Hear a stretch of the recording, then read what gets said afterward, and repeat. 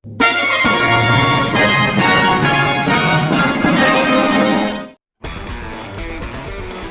guys, balik lagi sama gua di channel Rewise. Oke, jadi di video kali ini gua bakal bahas Ultraman Dagger episode 17. Episode yang wah, seru banget sumpah ya. Intinya buat episode ini ya ada epic loss momentosnya guys.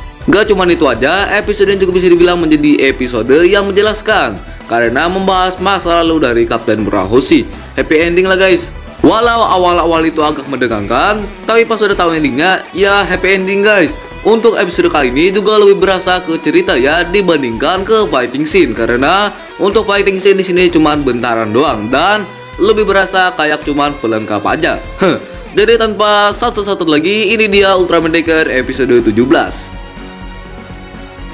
Langsung aja yang pertama, yaitu Kapten Murahoshi. Oke, seperti yang kalian tahu, Kapten Murahoshi di episode kali ini lebih disorot ya, dimana ini nyambung sama ending episode kemarin, yaitu Kapten Murahoshi yang katanya bakal diinvestigasi oleh pihak TPU. Jadi Kapten Murahoshi langsung diinvestigasi oleh si alien Metron, tapi bukan Maruroshi. Di sini dia bernama Nigel. Jadi si Nigel ini jadi menginvestigasi Kapten Murahoshi karena kecurigaannya terhadap si Murahoshi Taiji, dimana dia ini dicap oleh direktur Nigel kalau dia ini adalah orang yang membantu si Agams. Dia mendapat kecurigaannya dari kasus-kasus alien sebelumnya, kayak Grace, Alien Pit. Dia itu selalu baik dan kayak diperlakukan berlebihan gitu. Dari sana si direktur Nigel tadi mencurigainya, tapi pendapat ini dibantah sama Kanata dan lainnya. Dan kemudian direktur Nigel mengatakan sebuah bukti dari 10 tahun yang lalu tentang si Kapten Murahoshi ini. 10 tahun yang lalu, di saat pertarungan melawan Metsu Orochi, si Murahoshi ini melakukan aksi tanpa izin di saat operasi tengah berlangsung dan membiarkan targetnya lolos dan di Discord gitu ya selama 1 bulan. Dan alasan Murahoshi melakukan itu adalah karena dia melihat seorang anak kecil. Tapi si direktur Nigel tadi mengatakan kalau anak itu tidak pernah ditemukan. Dan ya karena itu Murahoshi pun ditempatkan di sebuah ruangan gitu ya, ya kayak penjara lah ya. Dan pangkat dia sebagai kapten dicabut. Tapi karena bantuan Ryumon, Kapten Murahoshi bisa kembali dan ya happy ending guys. Yang kedua, Ryumon. Gak cuman si Kapten Murahoshi aja, episode kali ini juga sedikit berfokus ke Ryumon. Di awal ini juga, di saat Ichika tengah membahas tentang Alien Pit dan Grace, si Ryumon bilang kalau mereka itu udah dekat banget dengan Dagger. Dan Kanata bilang kalau dia itu bisa berubah jadi bentuk manusianya dan kita tidak tahu apa bedanya. Ya biasalah ya alasan-alasan Kanata. Nah dari situ Ryumon bilang tinggal cari persamaannya aja.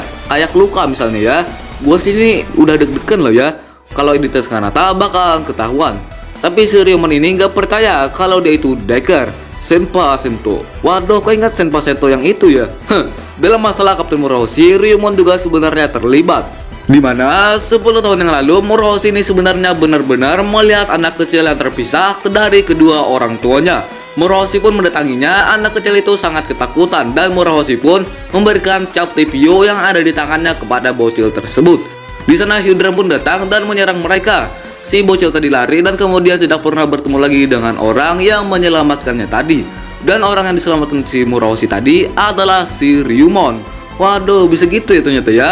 Ini juga menjawab yang di sinopsisnya Ryumon kemarin kalau dia itu pernah terlibat dalam serangan monster dan diselamatkan oleh anggota TPU. Anggota TPU-nya ya si Murahoshi. Jadi cap TPU yang diberikan Kapten Murahoshi ke Ryumon kecil menjadi bukti bahwa Kapten Murahoshi benar-benar melihat anak kecil dan menyelamatkannya. Dan dari sinilah awal mula Ryumon mendapatkan masa depannya untuk bergabung ke God Select. Scene flashback yang menjelaskan banget sih ya kalau dari gua. Ya gua jujur sih ya, pas di bagian flashbacknya itu bagian yang gua sebut sebagai epic loss momentos. Asli weh, apalagi BGM-nya. Waduh, gimana nggak epic guys, mantap lah. Yang ketiga, Director Nigel. Untuk si Bahlul ini adalah orang yang menginvestigasi si Kapten Murahoshi tadi. Dan orang juga sebenarnya agak ribet sedikit ya, karena dia ini taat peraturan banget. Apa-apa harus ingat peraturan gitu ya. Kalau dalam peraturan itu gini-gini, makanya alasan si Kapten Murahoshi jadi nggak ada apa-apanya, walau sebenarnya itu benar-benar terjadi.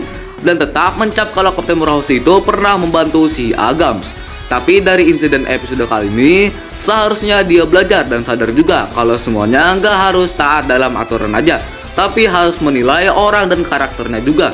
Director Nigel ini juga termasuk keras Metron Seijin, sama seperti Maruru. Karena tadi sampai bilang dia Maruru loh ya.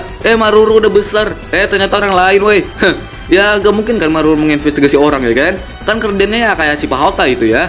Dan nama Metro saja ini adalah Nigel. Gua awal-awal lihat kayaknya si Metro saja ini laki-laki dia. Pas dengar suaranya perempuan woi.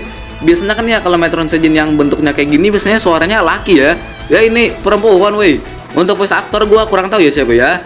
Jadi kalau kalian ada yang tahu ya silahkan aja tulis di kolom komentar. Tapi dari suaranya sih sendiri ya gua rasa berasa familiar sih ya. Yang keempat, Hugh Drum. Ya jadi Hugh Drum di sini beneran muncul.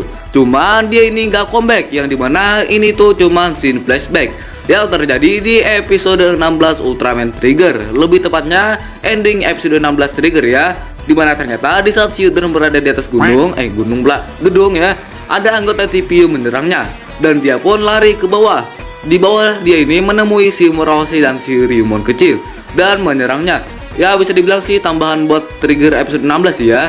Dan ternyata masih ada aja sebagian dari kalian, sebagian aja ya, gak semua, yang berharap kalau itu adalah Hugh Drum yang comeback.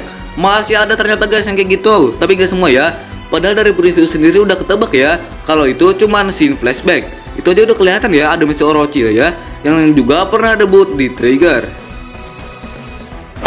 Yang kelima, Gomez. Jadi Gomez menjadi villain utama di episode kali ini. Bisa dibilang juga Gomez masih sama kayak Pandon kemarin, termasuk kaiju mingguan ya. Dan Gomez ini udah lama juga nggak muncul. Enggak, di Ultraman Z ada pas di episode 1. Cuman untuk size-nya nggak segede bangun yang di Decker ini ya. Sebenarnya episode kali ini ya bisa aja ya tanpa fighting scene dan fokus ke cerita aja. Cuman itu harus ada sih ya setiap episodenya, kecuali episode recap. Makanya gue bilang ya fighting scene di episode kali ini berasa pelengkap aja. Untuk kemunculan Gomez juga ini tidak diketahui karena pas director Nigel menginvestigasi Kapten Murahosei, nih kaiju tiba-tiba muncul. Emang ya Godzilla vs Ultraman? Ya kalau nggak salah sih ya katanya dulu kostum si Gomez ini terbuat dari sisa-sisa kostum dari Godzilla. Jadi ya wajar kenapa hampir mirip. Tapi kalau salah ya koreksi aja guys di kolom komentar.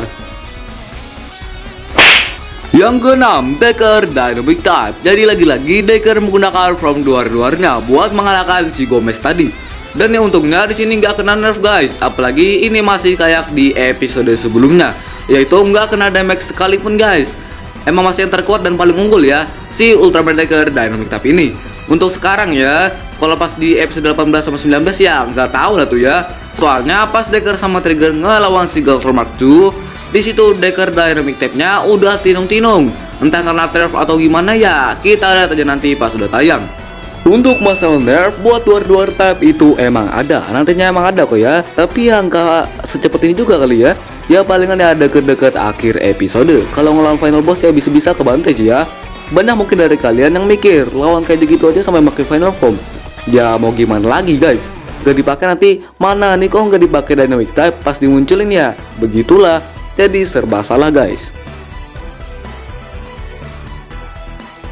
Oke guys, itu dia pembahasan dari Ultraman Decker episode 17. Gimana menurut kalian? Untuk rating, gua kasih rating 9,0 lah ya. Karena menarik banget buat episode kali ini. Dari menjelaskannya masa lalu Kapten Murahosei dan si Ryumon. Mantap lah ya. Jujur sih emang bagian epictus momentosnya di bagian Ryumon bilang kalau Murahosei itu nyelamatin anak kecil dan seterusnya lah ya.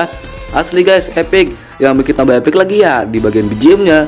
Untuk episode minggu depan menjadi episode recap ya guys. Karena seperti yang gue bilang pas bahas info kemarin, kalau hari Sabtu depan itu ada kayak lihat tanggal libur gitu lah ya. Makanya sebagai ganti jadinya diubah menjadi episode recap. Kalau kalian mau nonton apa enggak ya terserah aja. Kalau gue sih ya tonton aja ya. Karena kalau menurut gue itu lumayan menarik. Kalau menurut gue ya, kalau menurut kalian gimana guys? Oke guys, jadi jangan lupa like, share, komen, dan subscribe agar kalian tidak ketinggalan video-video baru dari channel Dry Device. Jika ada kesalahan dalam video ini, mohon maaf dan silahkan dikoreksi di kolom komentar. Jika kalian ingin request, silahkan aja tulis di kolom komentar atau DM gua di Instagram. Oke guys, see you next again in Decker World. Bye bye.